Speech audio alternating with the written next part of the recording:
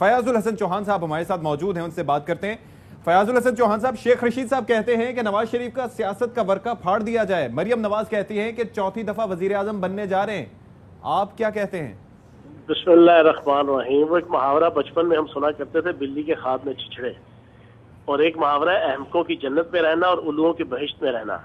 बेगम सफदर अवान साहिबा और meme league इस वक्त जो है वो खुला खेल रही है। सुंजिया होयन गलियां विच मिर्जा यार नचे के मजदाक इस वक्त नून लीग बाहर है, शीन लीग अंदर है।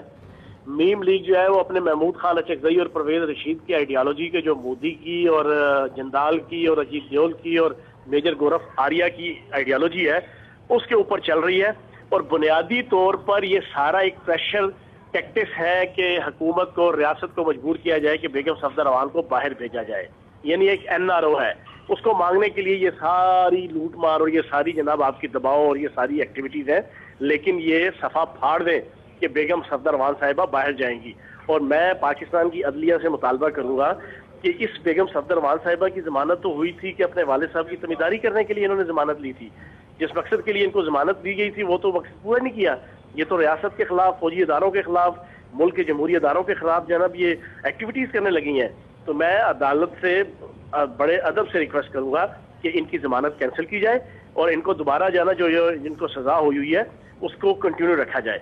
तीसरी चीज, ये हर बात पे कहते हैं जी एटम बम हमने बनाया, मोटरवे पे ज्यादती हुई तो जनाब on the floor of the house डोले फैला के शहबाज शरीफ साहब कहते हैं कि ये जनाब हमने बनाई थी। फिर कल इन्होंने कहा जी कि ये मिसाइल हमने बनाया था। तो खुदा के बंदो, आप नैब का क्रेडिट क्यों नहीं लेते? मैं तो उस दिन के इंतजारों में हूं जब ये कहेंगे ये नैब जिसने हमें उल्टा लटकाया हुआ है, जिसने हमारी करप्शन को जुबान ज़द-ए-आम किया हुआ है, जिसने हमारी मनी लॉन्ड्रिंग को बेनकाब किया है, वो भी हमने बनाई थी। और फख्र से ये कहें नैब का क्रेडिट। चेयरमैन का चुनाव तो इन्हीं दोनों ऑपोजिशन लीडर और वजीर आजम साहब के ताउन से हुआ था ना सर?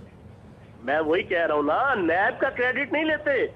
मैं तो इस वक्त के इंतजार में हूँ कि डोला फुला के शहबाज शरीफ के, बेगम सफदर अवान के, बाहर बैठा हुआ सुल्तान मफरूरुद्दीन साहब वो कहें कि जनाब ये जो नैब है जिसने हमें उल्टा लटकाया हुआ है, जिसने हमारा बेड़ा गर्क किया हुआ है, जिसने हमारी करप्शन की एक एक चोर बाजारी जो है ना वो निकाल के बाहर रख दी है, ये जनाब पूरी दुनिया को हम बताते हैं कि ये हमने बनाई थी।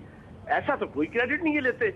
और दूसरा इनसे पूछो, ये जो मिसाइल की और एटम बम का ये क्रेडिट लेते हैं, या अगर तो इत्तेफाक फाउंड्री के अंदर बना होता, अगर शहबाज शरीफ साहब ने हथौड़ियां मार के जना और शहबाज शरीफ साहब ने छेनियां चला के और बेगम सफदर अवान साहिबा ने पेच इस्तेमाल करके पेचकस कोई जनाब मिसाइल बनाया होता तो ये क्रेडिट देते भी।